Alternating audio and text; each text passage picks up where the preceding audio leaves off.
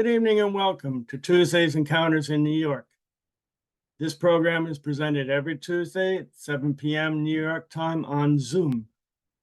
My name is Mark Beecher and I'll be your host tonight. Our very special guest tonight is Carmel O'Sullivan, who is professionally the heart-to-heart medium, psychic, and healer. And we will learn how you can live in the heart and how your loved ones above help you along the way. So thank you for joining us tonight, Carmel, and we look forward to the discussion. Hi, everybody. Hi, Mark. Thank you for having me on tonight. I really appreciate the invite. And every time I can talk about love, I'm a happy clam. So. Yeah, we look forward to the discussion. Do I want? We lost you for a second. I don't know why that is. Yeah. Oh. Losing the video. I don't know why it keeps bouncing me out, but somebody has fun having fun. Okay, I think I'm still here. Okay. Very good. So where would you like this to start? I can talk a little bit about myself. There I go again. I don't know why that keeps doing that. Your microphone has changed to Mac Pro. Hold on, your microphone has changed to Nextgo. Hey, Mark. Well, yeah, we can hear you. It's just the video. I'm going to see if taking off this thing right here, will that help? Let me see. I just don't have my lighting. How's that? Well, it's good for 10 seconds. We'll see. Let's hold our fingers and cross here. All right. I've had this experience on a podcast before, but I like to just say who I am and how I got into this fun life of being a medium and a psychic. I found myself at 52 looking for more. I was told I was a healer all my life, and I would laugh at people and say, oh no, it's my friend next door to me. She's a nurse. And through that, I took a class in Reiki, which it kind of, I call it the opening portal for energy work and energy in general. And I believe everything is energy. And through that, I found out, I always knew I was psychic. I always told people things and they go, how do you know that? I go, just thought it was normal. Okay. I would predict things and people go, God, that's crazy. That happened. And I'm like, well, I just shrug my shoulders and move on. Yeah. So long story short, I ended up working at local hospital here, walking the floors, doing healing touch. I went from Reiki to healing touch, which are two different types of bioenergetic therapy, but they're all the same. It's all about healing the energy center and bringing in coherence into the body. And with that, I started seeing loved ones who had passed on while I worked on the patient. And then when I started seeing them privately, I never shared it in the hospital, but privately, I started giving messages that were very validated. And I thought, well, this is really weird. And ended up finding it to be my passion. It's a gift of mine. I accepted it. I'm a Christian healer reader. I love Jesus. And but I honor all faiths, non-faiths, doesn't matter to me. And with that, I have found the main theme in my mediumship is always about love and the heart. So that is why I call myself the heart-to-heart medium, because it is always about love. To do this work, you must love the work and you must love going up and expending energy. You have to expend energy to go up. And for a person to come down and meet me halfway, as a medium, you're meeting in the middle. And they have to lower their energy and they have to bring that. Lowering feels different for them. They have to come out of love too, I feel. Almost every reading I get, there is always a semblance of love and beautiful, heartfelt messages and healing that occurs through my work. That's Very me. good. So this is, I know very often we run into, as you said, it's something that you've had all your life, but maybe you didn't recognize as early as on that you could use it as a healing technique. Right. Yeah. I did feel ghosts when I was little. People would touch me in the middle of the night and I didn't like it. So I cover up. No, no, no. And I had a lot of weird instances growing up that I experienced things I could not explain. Voices that would come out of speakers. I would hear their voice. I'm like, okay, am I crazy? And I had just strange happenings. And my houses were always a little bit creepy sometimes. And why are we not all open to this kind of communication with? Well, what I feel is this. I feel we all have the ability to connect to first to our higher self, which is our truest sense of soul energy. We do have a way of connecting to our loved ones who have passed. If you spend time sitting in quiet, looking for the weird things that happen around you that you can't explain, and asking.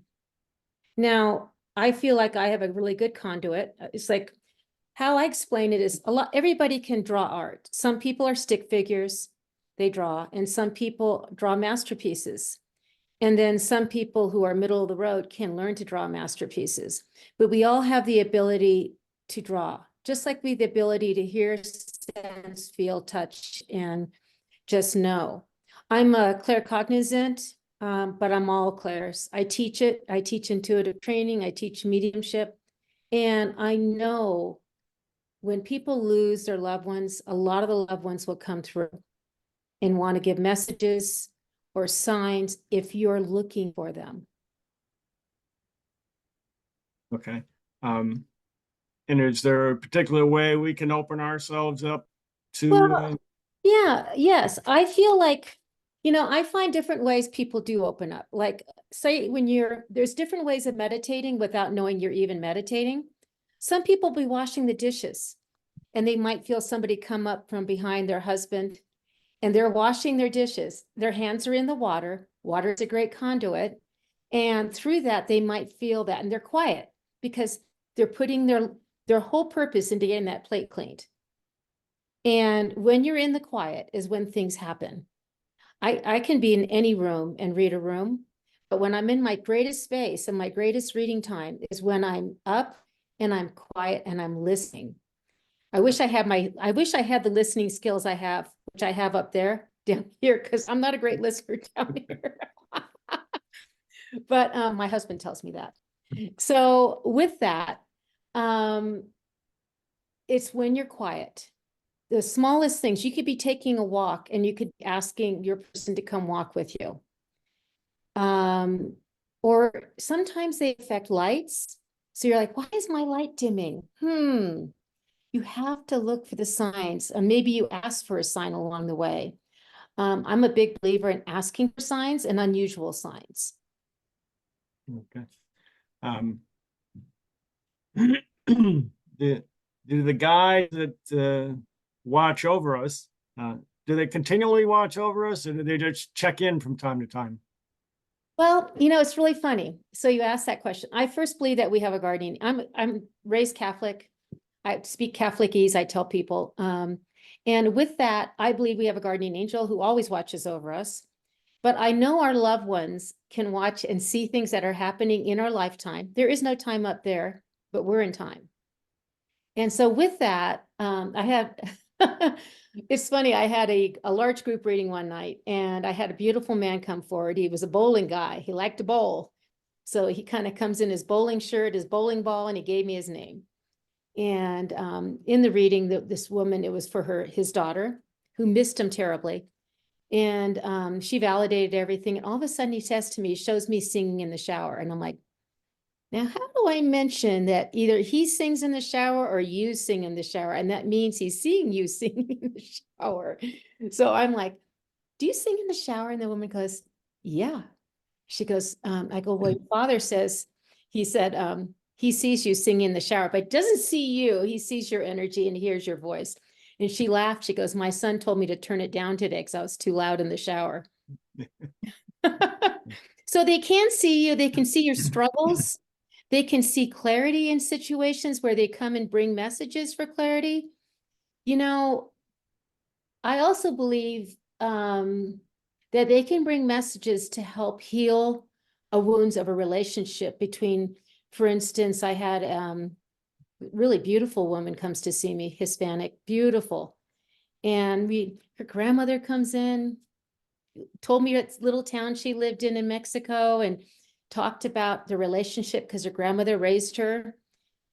And then this blonde-haired woman comes in and goes, I'm her mom. And I'm like, excuse me, do you have a blonde-haired mom? She goes, I do. And she looked kind of taken back. I said, she's here to talk to you about healing. And she goes, okay. And you could tell that she didn't want to hear from her. I got that feeling. Her mom began to talk about age 12. And I go, I need to talk to you about age 12. She keeps showing me the number 12, the 12, the 12. Do you understand that? Yes, I do, she says.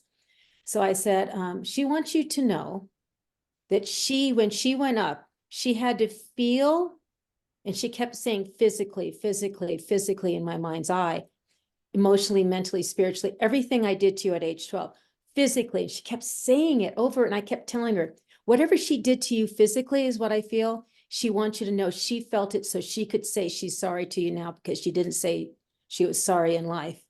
And this woman now is crying. And she goes, she put me in the hospital at age 12.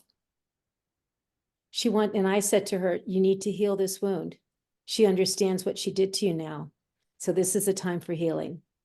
And it's for that woman to come down, to admit what she did, to say she's sorry, took an act of love. And it's all about love. My big thing is the way they leave this earth, it's about love. I had a very interesting, my sister was sitting for 7 months at her husband's bed, and he was withering. He wasn't doing well. And I would call her, and one day I'm in the grocery store. In the middle of the grocery store, I feel him right next to me. And I'm like, oh, you're here. You must have left. So I call my sister immediately, and I go, is Jim still with us today? And she goes, well, no, he's right here. He's right here with me. We're sharing time together. And I go, that's wonderful. And we're talking. We spent 15 minutes talking and laughing and just bringing up her light and my light. And then I say goodbye to her, hang up. And she calls me back about a minute later, and she goes, Carm, while we were talking, he died. And what I knew from that what he wanted was not to be alone in that room by herself. She wanted her sister. We're very close. And so he went out the back, Jack, while we were talking, is what I said. Right. And that was an act of love. He held on till I got the message. Call her. She doesn't want to be alone, and make it a beautiful ending. Very nice. Very nice. I think I had a similar thing with my mother. I mean, and she'd been in a nursing home for better than a year, but she was, her health was progressively fading, you know. So the last day I went and I sat with her. She was in a coma, but I sat with her for several hours.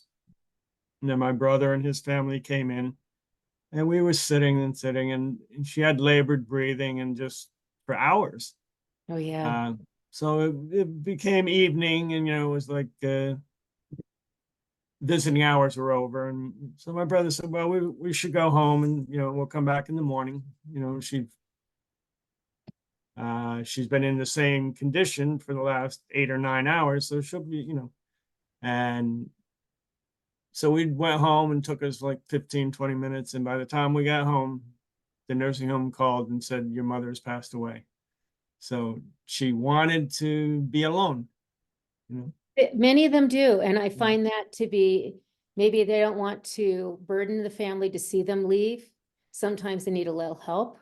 You know, the funny thing is, Mark, when you think about that, when you're there, when somebody leaves this earth, think how close you are to heaven at that point. Right. You are the closest you'll ever be till you leave, most likely, unless you're in another death. And to me, that veil is open.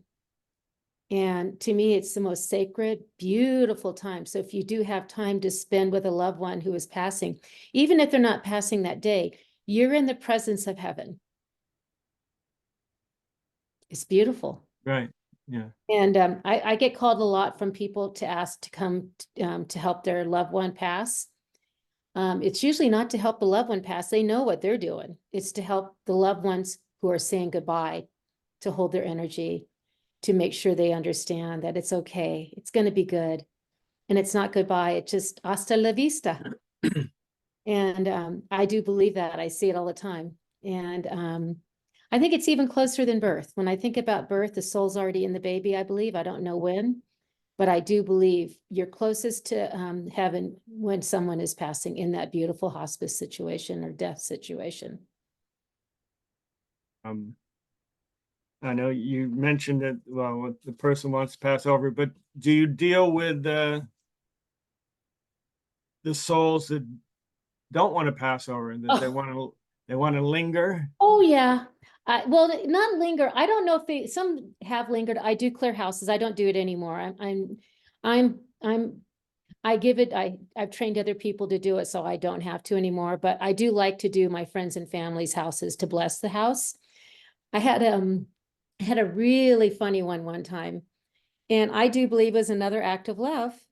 So here I am, I get a call from this beautiful woman and she says, hey, my daughter's seeing a party being thrown in her room every night by this man and his buddies. And this was a homeowner. They had bought a home that was owned by the original homeowner builder. And I said, okay, well, let me, I'll come in. So as soon as I walk in the home, I feel the gentleman and I feel like he's I called him the Rat Pack. I go, he feels like a Rat Pack guy, like a Dean Martin, martini in hand, tennis racket, tan. And I feel like business owner, definitely is the owner of the original house, I believe. So I'm clearing the house and I'm halfway through, and all of a sudden I stop dead in my tracks and I look at all of them because they're following me around as I clear. And I said, I have to know who this is. I don't even know why I'm asking it. I must know. The spirit's asking me to do it. So they go, well, we have title.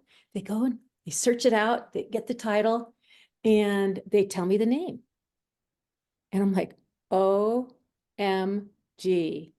I know this man. He was a friend of my husband's. He was exactly the way I described him, a character. And I just had a conversation at that point and said, do you realize what you're doing here? And I had that conversation. He was coming back and forth. He loved that house and he loved the parties he threw at that house. So for him, he was bringing his buddies from up above down to the party like he did in life. So cleared the house. It was all done. Never had a problem again. I called my husband on the way home and I told him, you won't believe what happened. And I tell him the story. He goes, the only thing I ask you, Carm, don't bring him home. So yes, they do linger. Sometimes I had actually had a soul come into my basement. I had a young man visit me and he had somebody hanging out with him who had passed away from a drug overdose. And I didn't know that at the time, but I felt it. And I figured out what was going on. I had another friend who was a medium come over too, and we both kind of put our minds on it. And he wouldn't leave. He liked hanging out with my daughters. And so what I ended up doing was sitting down, putting a chair down and another chair down in front of me, and asked him to come sit with me. And I asked his grandfather to come in, who I know had passed. And I said, your grandfather's here and he wants you to bring you to the light. He knows that you're afraid because you feel like you failed. You didn't fail. You had a problem, a disease. And through the conversation I had with him, I wish I taped it. I just talked and he left. I mean, it was I could feel the change in the room when it happened. And so, yeah, they do sometimes linger because they have fear of going to the light, of failure, unfinished business. But most of the time, 99% of the people pass, they go up. Have you ever encountered an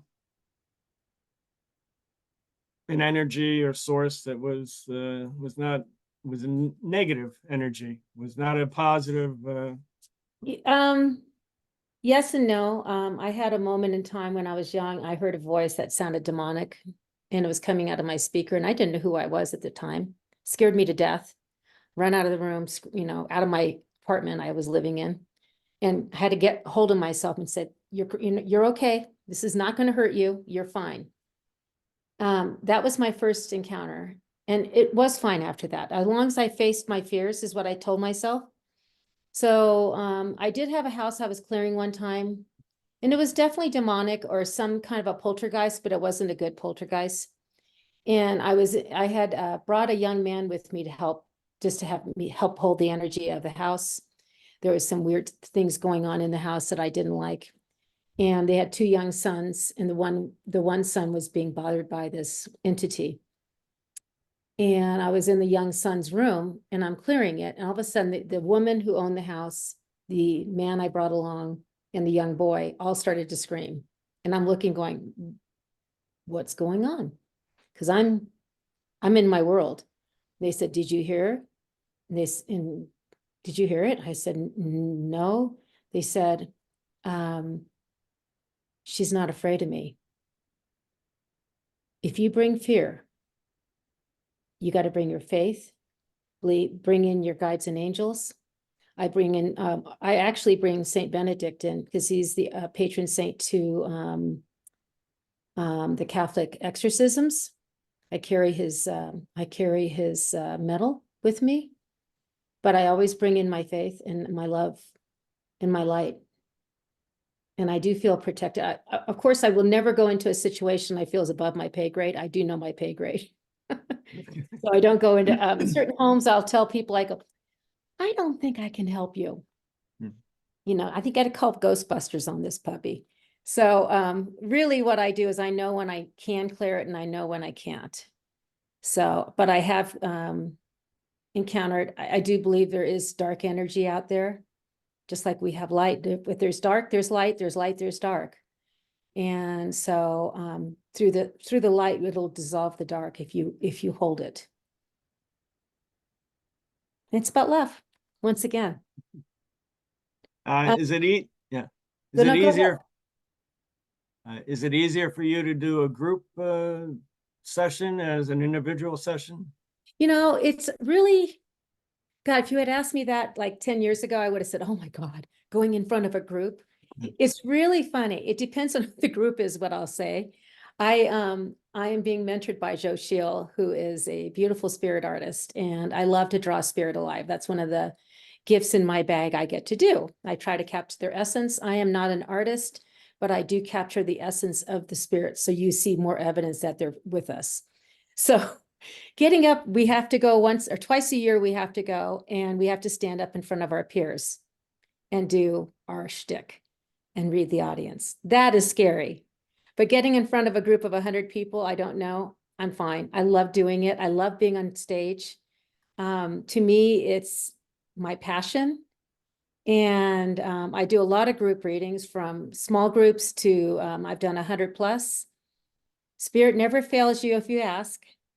And it's so funny because sometimes you're like, I have somebody here and no one claims them. But it comes around the corner, and about before the ending of the show, somebody will raise their hand. They go, remember that person? Or they'll call you later and tell you the same thing. I even had it was very interesting. Had a group reading. This man came forward. I described him. Go, this guy's on stage. He is not tall, but he is big in stature, has a big voice. And I go, he's here for someone. And no one wanted to claim. I go, he's wearing a big suit. He feels like a conductor of something. And I could feel his energy because my head spins as I feel the energy connection. No one claimed it. I'm like, God, this guy is here. And I could see his face. I could see everything about him. And I'm like, how come no one claimed him? But I went on, moved on. I get a call the next day from this woman, and she goes, remember that guy you talked about? Well, my husband, who was the only male there, was for him. It was his boss. I go, well, first off, who was he? Because he was somebody. Zig Ziglar, she says. And I'm like, I kept seeing the big suit. I go, why was he wearing such a big suit? Because he wasn't a big guy. He lost weight and he didn't want to buy a new suit, she said. I was so disappointed. I wanted to talk to Zig. But it was really, I always get amazed at what happens on stage, and I'm just so blessed. And I'm as amazed as everybody else in the audience. I'm like, how did that happen? And so great stories come out of the audience. So But a contact like Zig Ziglar, can they be more persistent? Can they just keep coming and coming and coming? well, you know what's funny is this is what I know for sure from my reading and from my 12 or 13 years doing this. They will see if the door is open, they will show up. I had a beautiful soul. I had a woman come see me. I drew this young man, but I knew it wasn't for her. And I go, do you know this young man? And she looks and she goes, it's my friend's son. I said, I just drew the light. I drew the sun around him. And I go, he wants to let his family know he's okay. And that was right before Christmas. The young man died with his own hands, and it was very sad. And the family came and sat with me in January, and they said that message changed their whole Christmas. So here comes a young man knowing the mom's best friend is coming to see a medium, and he goes, I'm sneaking in. He drops in, I draw his picture, and then that brings the whole thing through. It happens more than you think. They'll give me a message to give to somebody, but I don't ever impose myself. But somehow the message weaves to the right person. And it brings healing, especially when healing is involved. It's important. You just don't know. I had one time this is when I was brand new at this stuff, and I wasn't sure of my gifts, but I had done some healing work on this woman. She came to see me, and this was years and years ago. And I go, and I sat down, I go, does your husband have a friend does your husband have maps all over his house? Like he's maps. She goes, yeah, in his office. He's a cartographer. And I'm like, oh, well, his best friend died? Heart attack? Yeah. I'm like, oh, he wants to let his wife know a message. And I gave her all the information. But the biggest thing he kept saying to me is, you must tell her, I love her. I love her. I love her. I love her. Kept repeating it and rubbing her back. And I love her. So I go, can you get the message to her? And she goes, I really don't know her well, but we'll see. I forget about it. About 3 weeks later, I get a call from the woman. She goes, you won't believe what happened. I go, oh, what happened? She goes, well, I gave her all the information you told me. She had written it down. And the woman sat there for 5 minutes, the longest 5 minutes of my client's life. And she said, how would that person know that unless my husband was there? And then she tells her the rest of the story. And the rest of the story was her husband, before he had passed, had an affair. Mm-hmm. And this woman, the wife, doubted he ever loved her. So that man kept coming through he kept trying to get the message, and somehow he got it through me to get it to her, And it changed her life. What do you do? Yeah. I do believe it was about love. Once again, I always only bring in the light. If there's a dark entity, I will not allow them in unless there's some healing about it. But usually there's not. To do this work, you have to have your heart in the game. A good medium always brings in evidence. And evidence doesn't mean your grandma's here and she likes to bake cookies. Hey, your grandma's name is Maria Rosa, and she died of this, and this is what her purse looks like and her house looks like. They'll walk me through their houses, by the way. I'll do a remote viewing of a person's home they're proud of, and I'll walk through it and I will describe the house to the client. Oh, she wants me to come in. I got to describe the house. She wants me to see her house. And the clients always say they love their houses. Sometimes they're not that clean. Sometimes they are. But I describe what I see and what I sense. And with that, it's the things they love, the memories they love. They bring in the memories. Even things that are kind of funny that you don't remember. I had a man sitting in front of me, and they're always skeptical. I'm not dissing on men, but this guy's like this, show me. I'm at a fair and he's, show me. Well, I said, your brother or your sister came through, and I go, we're talking, and I brought in how she died and who she was and described her personality. And then I said, she's talking about the Christmas tree and the joke. And the guy goes, I have no idea what you're talking about. I'm like, she keeps showing me the Christmas tree in laughter. It's a joke. Then all of a sudden he goes, oh, my brother one time peed on the Christmas tree and we never stopped laughing about it. That's pretty damn good evidence. I'm like, oh, I'll give you the rest. So once you capture them with the evidence, then you can bring in the messages, because the spirit has been anchored and the spirit is there, and they're going to give those messages that people will hear. And it's always, hey, we see you struggle right now. You're going to be okay. Or, honey, I'm close by, always talking to you. Just listen. Messages of why they left. Always get that. You know, if they had a choice to leave. I had a beautiful one where I had a mother who lost their son, and he died in I could feel he died in the hospital, and he had chosen to leave. Sometimes you have it out or you can stay. He chose to leave, not to fight. And I told her that. He was about 30 something, but he wouldn't really come close enough for me to see him, and I couldn't describe him. I just feel his energy and what he was like. So I described that. Then finally, he shows me this big old, big tie-dye shirt. Does your son like tie-dye? Because he's showing me a tie-dye shirt, and he doesn't have very good cleanliness at that time. I felt that he was a shut-in. She goes, yeah. I go, oh. Then he puts it on and he can't fit into it.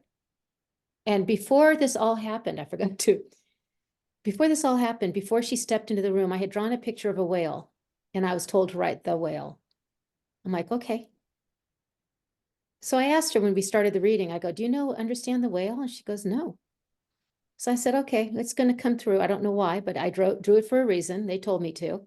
So what happened was, when he showed me he couldn't put the shirt on, he was too heavy for it. I said, was your son morbidly obese? She starts to cry, and she goes, yes. I go, aha. You must watch the movie The Whale. And through that, you're going to understand the rest of the messages of why he left. And it'll be very painful for you, and I'm sorry. I go, but he had chosen to leave because he couldn't deal with his body any longer. It's amazing what they can take from your memory banks and bring it full forward to bring the best message. And that mother texted me back later that night and thanked me profusely and said she watched it, she cried, and she understood. It's profound, and a good medium needs to do that profound work. And when I teach mediumship, it's all about ethics, about how to do the work, how to bring the stories through in a way that is woven into a beautiful storyline. I love to draw the picture of the people in front of me. And 90% I hit on the essence. Sometimes I'm like, oh, well, I thought he had a little bit thinner face. Sometimes I forget the glasses. Stick figure. Yeah, no stick. I draw kind of cartoony. It's very interesting, but I do draw well enough that they know who it is. And like the young man I drew, they knew it was their son. It looked just like him. My girlfriend, the girl who saw me, she showed me a picture of him afterward. And I'm like, whoa, that is way too close not to be their son. So love is always, the one thing I always want to say too is when you lean into your heart, and it's always, leaning into your heart and living, you will never fail when you go up. If you make all your decisions based on an act of love or love for yourself or love of others, but mostly you have to love yourself first and then put it out there, the love to everybody else, you will not fail in this lifetime, because I do believe this is a lifetime of many. It's all about love in the end. So whenever you're making big decisions, I always tell people, bring in the love card, look at it thoroughly, know why you're doing it. Don't bring in the ego, because the ego will lead you astray, and you're going to be coming up and seeing me when you're gone, so I can tell your loved one what you're sorry about. I prefer you to do it on earth. That way it's easier. It's not so messy. It might get misconstrued too, the message, because we're doing, I call it charades sometimes, because you're getting that charade thing going like, okay, I see this. Why do I see this? A pickle jar. Tell me more. Now, the healing is, I guess it starts with a more emotional healing, and then that Yeah. can progress to actually relieving pressure on people.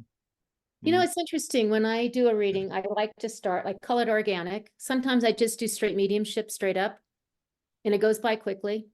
But sometimes I do an organic reading. I like to know who you are at a human design level. And that's a type of energy, who you are when you came into this world, like to give you a little knowledge about you.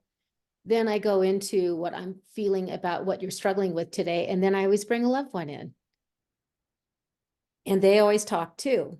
Oh, you know, Susie. And they'll, talk about Susie a little bit. And I say, your mom's here, and this is what she wants you to know to help you out. So healing can occur in many, many ways, but you have to be open to the process of it. And it might even just crack your heart open a little bit, where you start to wonder, maybe I was wrong on that. Or maybe my dad was not as bad as I thought he was. They come and say they're sorry for the interesting things. I just, it's healing occurs in so many different ways, as long as you're open to it. And you want to be healed. A lot of people want to hold on to the past and not shift. And it's a true shift. It's an awakening, I call it. And I'm going to be teaching a class in awakening in the February. We're going to do it online. I have another medium, and I work together as spiritual advisors, and we have a really beautiful flow. But healing occurs when you want to look at yourself and then have an open heart to look at others. And, Mark, my biggest take on this, my dad taught me. I had a mom who struggled mentally. She was pretty hard all the time. She even tried to suffocate me at one of her worst moments when I was 3 years old. And thank God she didn't. I kind of fought her off, and she woke up. But I was really angry at my mom growing up. I was always a mother. She was a daughter, I felt like. And my dad always told me, he goes, Carm, you need to forgive your mom. I go, well, how do I do that? I don't want to. I was pounding my feet. I was so angry. He goes, first off, your feet are going to really hurt when you get older if you don't.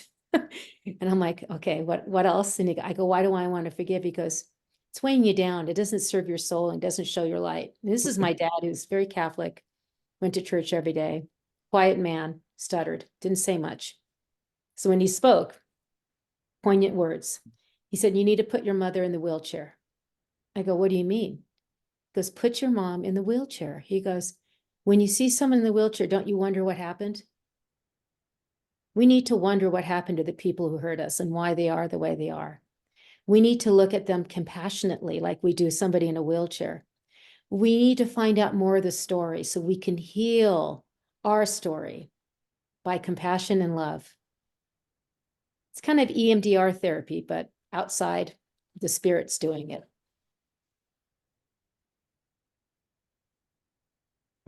You have clients that come to you repeatedly or come to you continually? Oh yeah, I have clients for the years who see me. They see me once a year, once every 6 months. I will not become someone's guru. So if I feel you're leaning on me to get to knowledge of where you need to be, I send you away, or I give you homework and say, I'm not going to answer that question. This is what you need to do to find out for yourself. I don't want to be anybody's guru. I want you to help you connect to your heart so you can figure it out. But I have clients who come and see me a lot. Once a year, my whole business has been word of mouth, a little bit on Facebook and promotion. And it just, people tell people. And I have clients all over the world. I do Zoom calls. I have clients in France. I have clients in Canada, hoping to have some in Ireland. And it's just amazing. I have all over the United States. It's always fun. I always ask, where are you at? Is it cold there? Is it hot? So, and it's funny because I love my clients. I fall in love with each of them because you have to love your client just as much as you love the spirit who shows up. So you find the inside beauty of that client.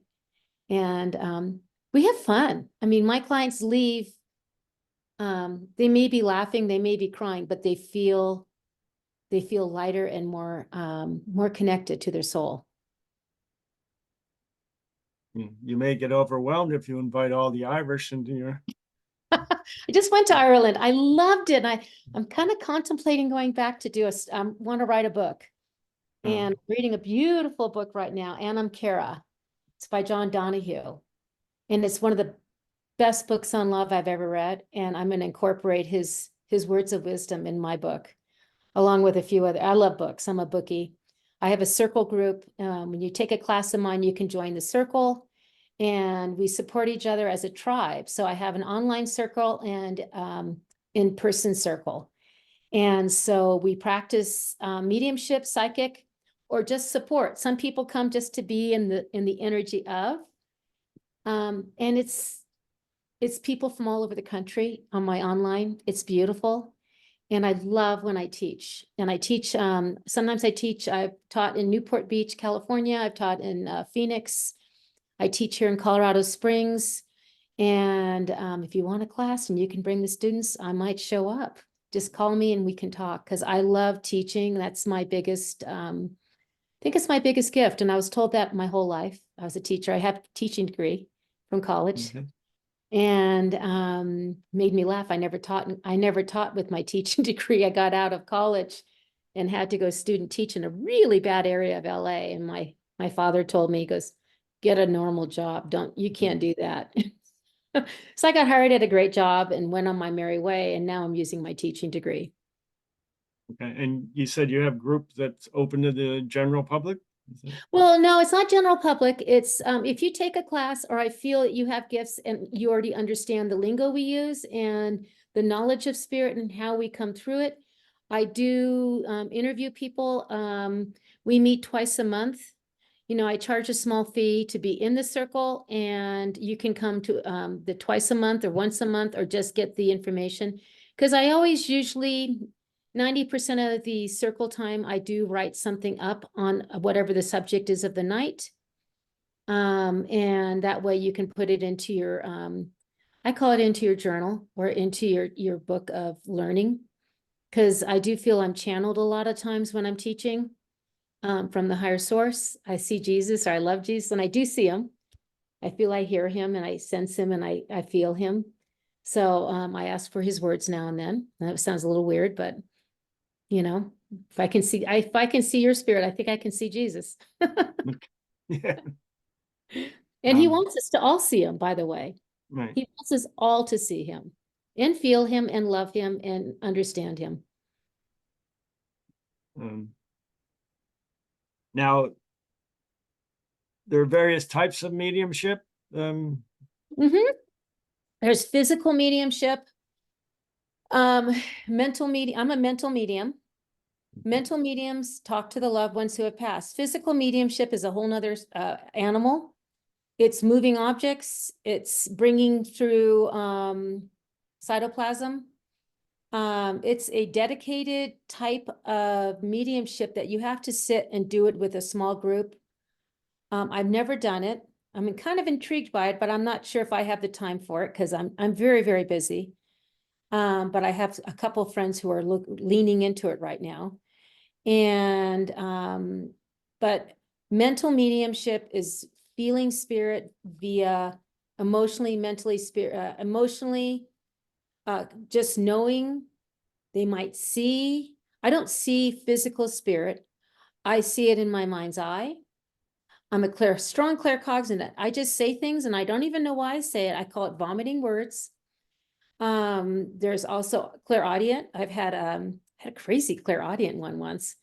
I had a woman sitting, and I tell this story a lot, so some of my people who are listening probably go, oh, she goes again, she's telling that story. And the clairaudient, I had a woman sitting across from me, and she wanted to hear from her parents, but this woman came through, but it wasn't a woman, it was a male, but he was a gay male, so he presented as a woman, like a female energy is what I felt. And I described him, I said, this is how you know him. You worked with him. You both worked in the same hair salon, I believe. And I feel like dancing at Dylan's. And she's like, I grew up in LA. And she goes, I grew up in LA. So we're talking about that. And then she goes, well, he's not dead. It was her best friend in that era. And I said, I heard him come in my ear and whisper in my ear, yes, I am. And I'm like, well, I want to give you the messages, but maybe you should. When's the last time you talked to him? She goes, oh, about 2 years ago. I said, maybe you should call him. 15 minutes after the reading, she sends me his obit. He had died 2 weeks before. I was like, that's my clairaudient story. But I do hear songs. I love songs. So I get a lot of songs coming in. I had a woman one time prance into our reading, singing whatever Lola wants, Lola gets. And her mother and grandmother both said, or mother and daughter both said, that's how she always entered a room. Yeah. So that's clairaudient. Clairsentient, you feel the person, you feel them. There's a lot of clairs. I teach them all. But a good medium will probably start out with one clair and then grow the others, or some of them come with all of them. And I'm, I call myself just, I just feel very blessed to do the work. I smile every day when I get to talk to people up there and down here. I even had my father-in-law come into a reading once. That was a weird one. I believe that it's a small world up there. I had a woman come see me and I said, there's 3 gentlemen here. There's a man named Gerald, another man, and another man. I kind of went into it and my father-in-law stepped next to Gerald. And through that reading, I go, they must either know each other or very similar creatures. So as I was reading, I found out they were all in the Air Force. My father-in-law was in the Air Force. Then all of a sudden I saw Atwater, California, there were bombers, that's the bomber division in Atwater. So I said, well, he must have known each other. I don't know who he is, but must have known each other. Well, my sister-in-law a week later asks me, she goes, Carm, does my dad ever come in a reading? I'm like, that is weird. Yes, just last week. I go, why did you ask me that? She goes, I don't know. And I go, there's this man who he was standing by, and I don't know how they were connected, but they're connected. She goes, what's the name? And I said, his name was Pat Patterson. I can say that, family already approved. And she goes, she got quiet and she goes, the Pattersons were my parents' best friends in Atwater, California. Small world. Everything is a small world. But that's Isn't that crazy? Yeah, that it suggests to me that maybe even in heaven we're in neighborhoods rather than, well, probably something of that nature. You're in a group or. It's to me, it's beautiful because I do have people who kind of connect together. They may not have known each other in life, but they're connected now in death because of the client sitting here. Right. And they're friends. And the people who have had the worst, say they husband and wife, and they got divorced and the wife never forgave the husband. Well, guess what they do up in heaven? They make amends. They figure it out. They see the bigger picture. They know what happened. When you go up to heaven, you get to see the bigger picture of everything, all the good stuff you did, all the bad stuff you said and did. You get to feel it. Some people have to really physically feel it, like that one woman I talked about. That is why you always want to err on the side of love and try to be your highest self, err on the high side, not the low side. And forgiveness is good. So when I go up there, I'm like, okay, now, what have I done in the past? I need to clear up today so I don't have to have that whole scene up there. So live your greatest life here so you can smile when you go up. And I even had a client, beautiful woman, very quiet and meek. And when I read her, I just could see white shrouds. I keep seeing these people with white shrouds on. And she smiled and she goes, I took care of the HIV/AIDS patients in the early 80s when no one would take care of them. I wrapped them in the white shrouds when they passed. She'll get a big accolade when she goes up, let me tell you. She's going to have huge amounts of people coming for her to say, we love you. Thank you.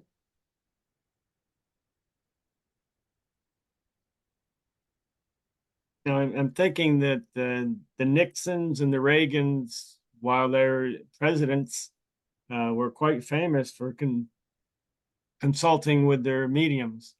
We know. What were they consulting about? Well, I think first off, people, when you're in that kind of field of notoriety and exposure, you're fearful. Or like, for instance, Nancy Reagan.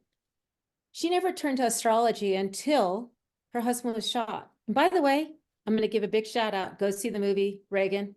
Phenomenal movie. Phenomenal movie. But she had fear. She had no control of Ronnie, as she calls him. She had no control of protecting him.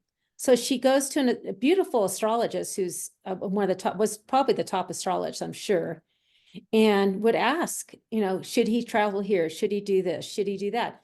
Because it gave her some control and feeling of security. And, there's always a lot of evidence. And astrological, I believe, is a really good field. To me, it's, I have some really good people I work with. Sean White, Chasing Chiron, is a beautiful astrologist. Highly recommend him. And I believe a lot of people now, more than ever, are opening up and looking at the bigger picture, about energy, about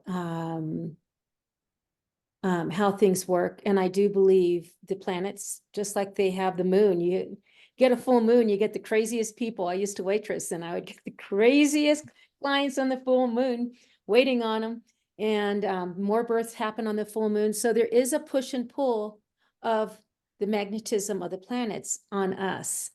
And knowing who you are at a deep level, and I recommend this to all my clients, find out your astrological, your whole chart. I am, a Libra sun, I'm a Capricorn rising, and I am a Leo moon. And so gives me a lot of knowledge of why I like to be a leader, why a Libra, I'm always balancing things. And, I honor all my, I have a lot of people I promote. There's a lot of good people out there, mediums. I have other mediums. If I can't see them, I send them to other people who I know are good workers. I have people who do energy work who are amazing, Reiki people, healing touch people.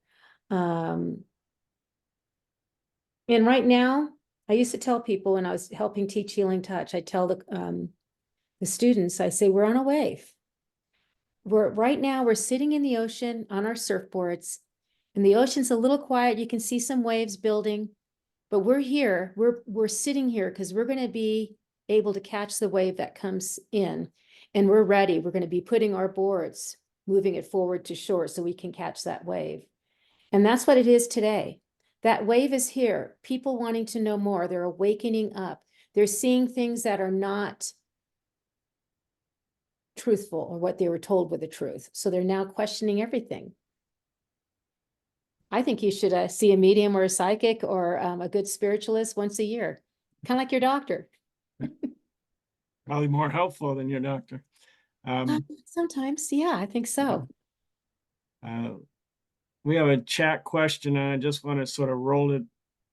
It opens up a couple of topics. How many generations within a family group would you think you get contacted? Grandparents or beyond, great grandparents, or just. I think it goes maybe great grandparents if there's a connection. Like there's, I have my daughter-in-law has a beautiful grandmother who's also a great grandmother.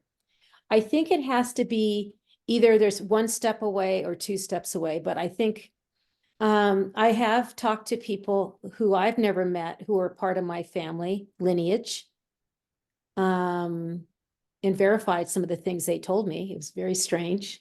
I have a very strange background, but I'll talk about that's another whole story. If it's meant for healing, it will happen. And it's for the highest good of you. It's for the highest good of you. I've had clients who I've read and who are, some people who are celebrities, and I get celebrities in, I'm like, this is crazy, but they're just people, just people. You don't know, it's all about understanding the energy of the person and representing them in the right way. Because it's funny, Joe Shiel always says, you're not working for the client across from you, you're working for the client up here.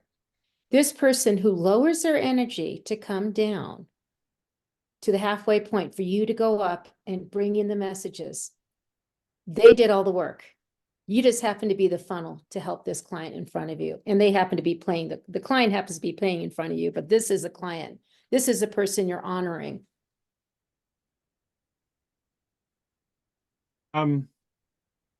Brings me to a different related topic is, do you believe in reincarnation? 100%. Okay. Best book you could ever read is Many Lives, Many Masters, Brian Weiss. There's a lot more books out there, but that's a great starting point for people. You haven't read it. Brian Weiss was I think, atheist, agnostic, Jewish person. And he was a head of psychiatry board in Florida. I think it was the 70s, early 80s. I'm not sure exactly. I can't remember. And he had one client that changed his whole life. And now he is the authority on past life regression. Oprah had him on, give him the old shout out. But I will tell you that book, all his books are amazing. But if you want to start with the first one, is Many Lives, Many Masters, Brian Weiss. And I believe we are reincarnated. I had a very interesting, I did a Dolores Cannon quantum healing regression. And through that, I found out it was my grandfather, who I never knew. He died when my dad was 9 years old. And he was not a character we all liked. And I'm like, oh, I don't know if I like this. Right. So I don't know if I'm making up for a bad time, or maybe I just need to understand him better. Not 100% yet, but I do think it's, there's a lot of karmic stuff we're working out from past lives with our mates, our loved ones, our friends. And I think you got to be open to everything. Okay, very good. And I know you said you there's an association of mediums that meet twice a year, I believe you said. Well, Joe Shiel runs, it's the Journey Within Church in Pompton Lakes, New Jersey. And it's a spiritualist church, and he is the minister or pastor, I don't know what you call it. Janet Nahovic, who I took classes from, amazing medium, little ex-nun, most detailed medium I've ever seen in my life. She could give you your uncle's license plate number probably. But Joe worked with her, and they asked him when she passed away last year to take over the church. And through his teaching, he mentors 20 people a year. He hand selects them, you apply. And our group, we converged. We're converging for our last meetup in September, in a few weeks. And so there's 20 of us, and there's going to be 20 new ones coming in for his next group. And we practice mediumship. And that's the group I get scared about getting up in front of. And I will tell you, it's a beautiful church. If you ever want to go to attend a Sunday service, I recommend it. If you're in the New Jersey area, I got to say New Jersey. Definitely. But I love it. It's just, I never got to see a spiritualist church before until I saw a service there. And I'm like, wow, amazing. And the people are just beautiful. And so I highly recommend their classes. They have beautiful teachers teaching online classes, in-person classes. They also have in-person mediumship on certain nights. So you just go online to thejourneywithin.org, I believe. And I'll be there in a few weeks, holding court with a bunch of my friends who are mediums. Imagine the room full of 30 to 40 mediums, because a lot more all the past groups come in too to practice and critique each other. Could I have gone deeper? That's not fair. I know, it's scary. It's so scary. It's so funny because I'll get up in front of a group of 100 people and do a reading and then get up in front of them. Oh God, get in your head. It's like, huh? In front of Joe too. Joe, you know, when you have a picture, you kind of go, oh God, scary. And what are the entities that are going to blackball me that day, right? No, I always trust spirit. It always comes out good. And it's funny because sometimes my messages, it's funny, the first person I didn't go with, I should have gone with instead of the second person I went with. So you just don't know because you get in your head a little bit too. As a medium, when you're doing your work and you feel very confident, I have no problem reading in front of groups. I feel very confident. I love it. And but when you're reading in front of your peers, it is a little, it puts you into that more of the fear, which blocks your energy, which blocks your reading.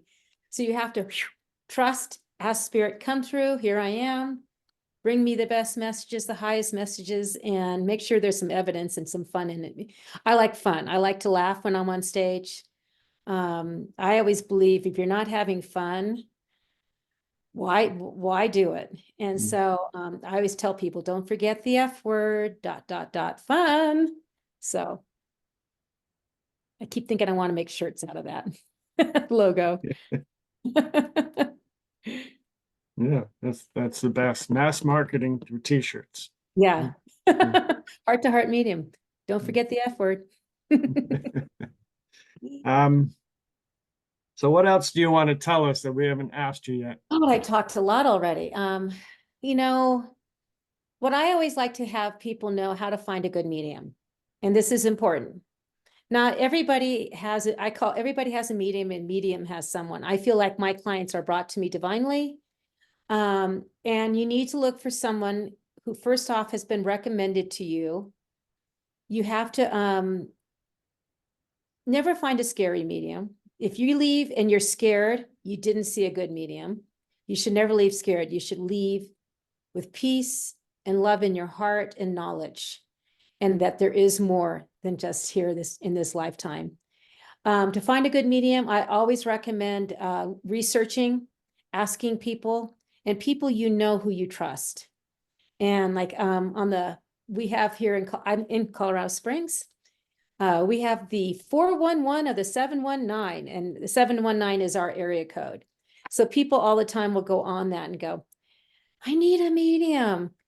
And so sometimes you get people like you'll say they'll start naming names, and I'm always in that mix of group. It's who's working the field too. It's like who's out there more often. And it's funny because then you get the hits like you're doing evil work. You shouldn't be asking for this stuff, which I don't worry about. I always tell people if the devil leaves you better, when somebody walks into my office and they leave more connected to Christ or Jesus or who they believe, I've done my job. I don't think the devil does that. So, but the interesting thing is find a good medium and make sure they bring in evidence, but be open. Don't close yourself off. A lot of people are afraid.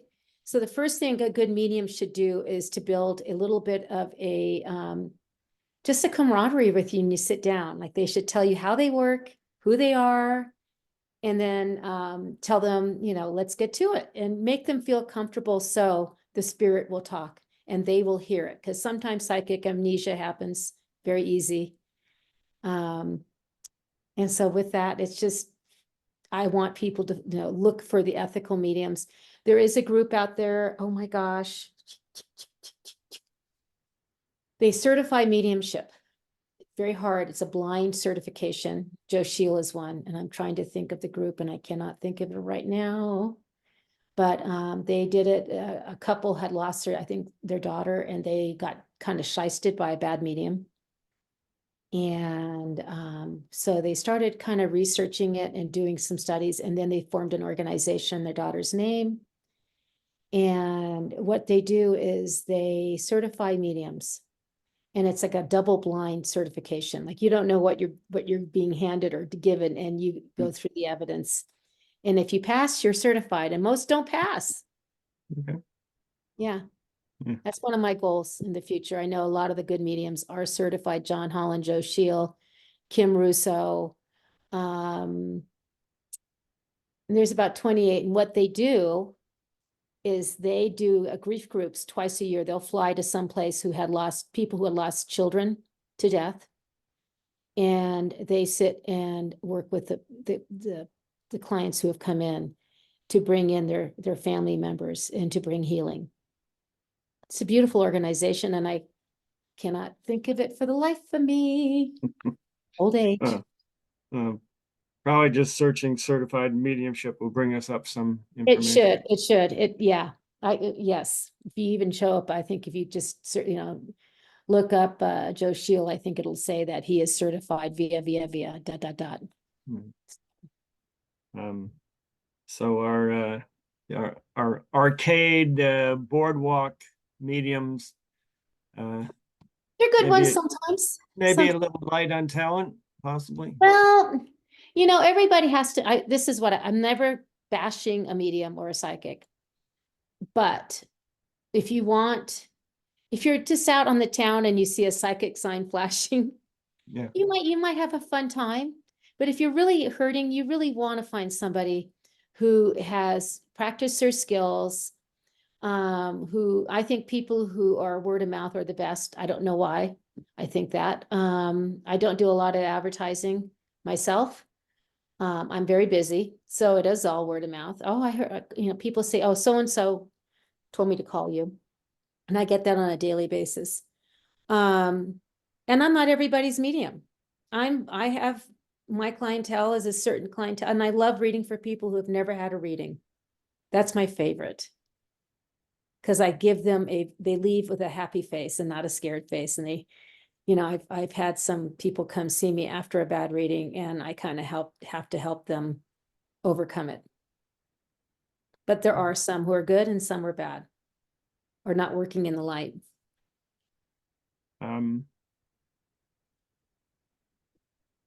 You have clients that I guess they're just repressed and they really don't want to get answers. I mean, they've come to you, but they essentially don't want to get answers from. I actually had a couple, and I fired them. I said, listen, I don't think you're open for this, or this is the right timing for you.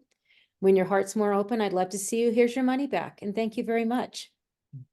Bye-bye. And you know what? It is what it is. It's a beautiful work. The people who do honor it and grow their mediumship. And I don't think I'll ever stop growing my mediumship till the day I die, and whenever that is.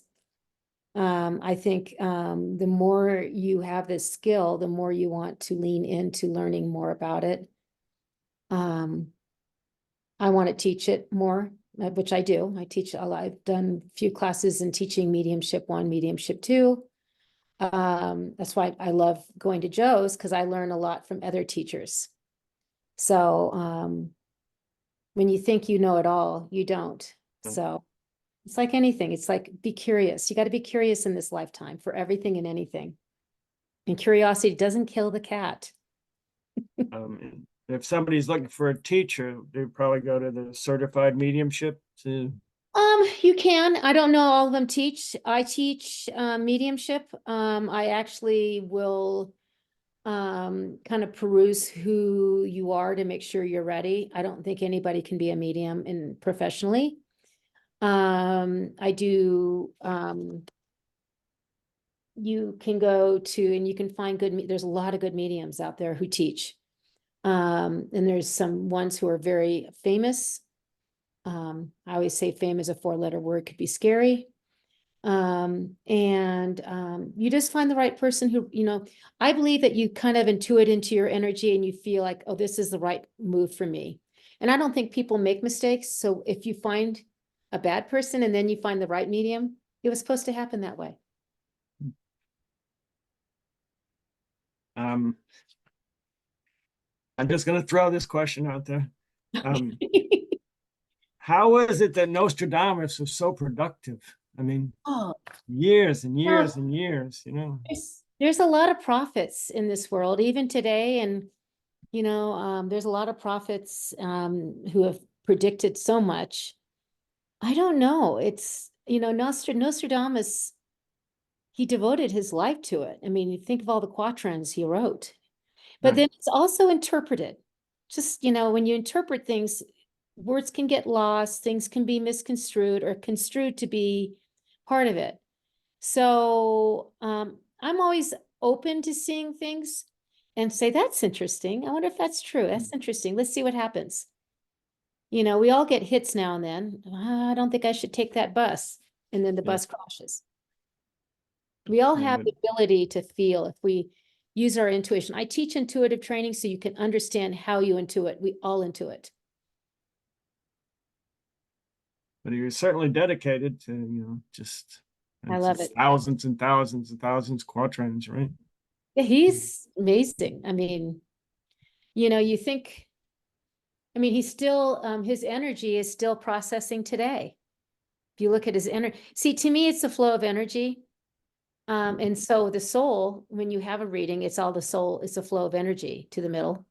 It's the soul, his soul is still prophetizing in his words, everything, even the thing you touch here has energy. A good medium can reduce psychometry. May not be their favorite thing to do, but psychometry, you read energy. You can read energy of a house, energy of an object, energy of, you know, you can even by holding someone's hand, that's kind of psychometry. You can read their energy. Is that the ability to see the aura? The psychometry? You know, no, well, yes. Some people see the energy of people. I don't see auras. I Okay. can if I really focus on if it's a different type of background where I can usually see the lining. But a lot of people see the colors, the chakra colors in the auric field, the outer layers. Everybody has gifts. It's like, what's your gift? What are you using it for? And are you recognizing it? And I love auras. I work in the auric field, but I don't see the field. I don't see physically people, but I see them here. That's all I need to know because I can see them in my mind's eye. It's very interesting. Think about that. Yes. Yes. I know I mean, only once in my lifetime did I see the person's aura, and it was What just color was it? amazing. What color was it? It was a bright neon green. What were And they doing when you were seeing them too? And what were you? well, she was a psychic herself, and she was doing a reading. There were about 7 or 8 people there, and she was doing readings individually on them. Oh, And I was sort of out of sorts that night. I was, so I was watching her while she was doing others, and I said, when she got to me, I said, before we start, I can see your aura. I mean, it's just shooting off of you in all directions as you move. And she goes, yeah, my friends see it all the time. They call me Froggy because it's so green. So, well, I believe the green is showing her heart energy because green is heart energy in the green chakra. And she has to work in the heart of love to do it. oh, absolutely. Essentially, she left our area to go work with hospice people, Oh, and, I guess her father was passing, so she worked with him, and then she just continued to work in hospice with people to prepare them. wow. you know. Love it. I don't know. I always think it's interesting where you end up and where you land and when you start. And if you're open and curious, you just kind of go with the river flow of energy. And I'm always being shown, and if I trust, I move toward it. So I really, any other questions, thoughts? Well, I'm sort of running out. We've been flowing here Oh, pretty good. we had fun. I Yeah. do want to recommend if you want, I'm going to be setting up classes for 25. I haven't put them on my webpage. I'm reorganizing my webpage this month and I'm putting out classes for intuitive training. I'm doing one in October, which is filled. So that's here in the Colorado Springs area. But I will come and depending on where the place is, location, etc. But I also will be doing online classes. I do that now kind of anyway when I'm teaching in Circle. And I'll be out in New Jersey, 19th through the 21st. Looking forward to that and practicing my skills, honing. And I really, really appreciate you, Mark, and also Ernie for inviting me on today. It's Beautiful. okay. And what is your webpage, or is it a Carm Facebook page? Well, it's well, you can go to my Facebook page and find it, Carm O'Sullivan, or go to Carm O'Sullivan, no apostrophe, just carmosullivan.com. Osullivan, and it's CARM, like in Mary. My name is Carmel, and I'm named after the lady, the lady of Mount Carmel. My mother was Mary Carmel, so I inherited that name, and it's a beautiful name. I used to hate it when I was growing up, and now I love it. So, but I go by Carm because it gets massacred. But I appreciate if anybody wants a reading, please contact me via my webpage or contact me via text. I'm booked out about a month and a half, 2 months almost, but I'm trying to catch up. And I love my work, and I love meeting the people along the way. Absolutely. I'm so happy that we had the opportunity to talk to you. It's been really very enjoyable, very Thank you. informative. Thank you. I hope to speak to you again, whether as a group or whether Amen. personally. I love it. I would love to talk anytime, I'm a talker. Yeah. So I appreciate it. I love New York City. It's one of my favorite places to visit, and I hope to get there maybe when I'm in New Jersey, but I don't know. We'll see what timing does. Well, I know after we spoke to you the other day, and we looked up the Pompton Lakes, the church and the journey within, and we're kind of excited to get over there one Sunday, You should. I will tell you, it is a beautiful, it feels like a little schoolhouse, has the most beautiful energy in it. And the people connected are all heartfelt people. So my shout out. Very, very good. So thank you very much. Thank you. I appreciate you so much. And thank you. Very entertaining.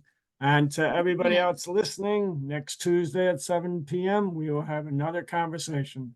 Thank you all. Thank you. Bye.